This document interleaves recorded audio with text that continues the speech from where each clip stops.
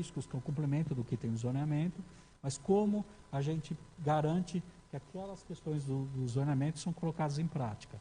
Então, nós temos parcelamento, alguns instrumentos são todos praticamente colocados pelo Estatuto da Cidade.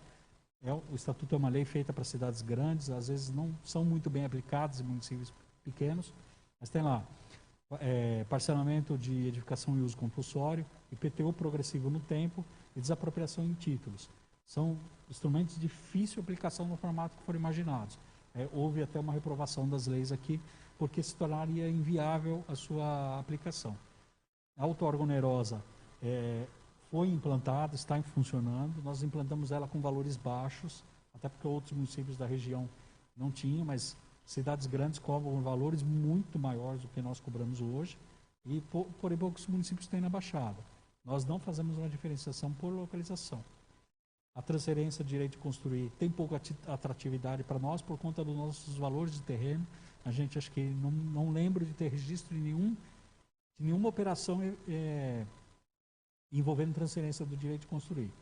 E a operação urbana nós até temos o potencial para utilização. A gente poderia ter uma redação mais objetiva para poder garantir a aplicação dela em vários instrumentos. Isso aqui é valores lançados de outorga onerosa. Com esses valores nós já fizemos o plano de mobilidade urbana, nós contratamos recentemente, adquirimos um drone para fazer fiscalização. Então, assim, mas são valores pequenos ainda. Se nós pensarmos que aí 7, 8 prédios que foram construídos na cidade nos geraram esses valores aqui, ainda são valores tímidos, mas foram construídos, mas foi a forma como nós implantamos na época. Achamos que tinha que ser feito dessa forma para que o instrumento pudesse ter corpo, né? Estudo de impacto de vizinhança, nós temos alguns problemas com a aplicação dele. Na verdade, a lei também, ela dá vários regramentos, mas para o empreendedor e para a prefeitura, os prazos operacionais para responder cada coisa, eles são bastante complexos. Assim, ele dá 7 dias para a prefeitura responder isso, dá 15 dias para fazer aquilo, e aí alguns instrumentos são conflitantes ali. A gente já teve várias situações que nós estivemos quase na iminência de fazer um waive, mas toda vez que nós fazemos, vamos botar no papel então qual é o regramento, existe informação conflitante que a gente precisa ali estabelecer de uma forma mais objetiva, né? Alguns empreendimentos que se categorizam como waive poderiam até ser dispensados, mas assim, isso ficaria a critério de quem? Critério de repente do Conselho da Cidade. Assim, porque algumas coisas a gente percebeu ao longo desses anos.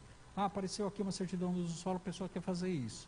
Ele quer fazer isso, se enquadra como waive. Mas você via que o empreendimento dele não era um empreendimento que haveria um impacto tão grande.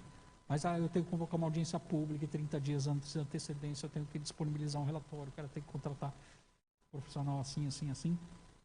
E assim, é uma complexidade tão grande, acaba acontecendo o quê? O empreendedor acaba tentando arranjar uma outra saída para não ter que executá-la, né? Então, a ideia seria fazer do documento técnico, mas sim, dar liberdade de fazer, exigir quando for necessário, mas poder ter regulamentos mais flexíveis, quando for passando sempre pelo Conselho da Cidade.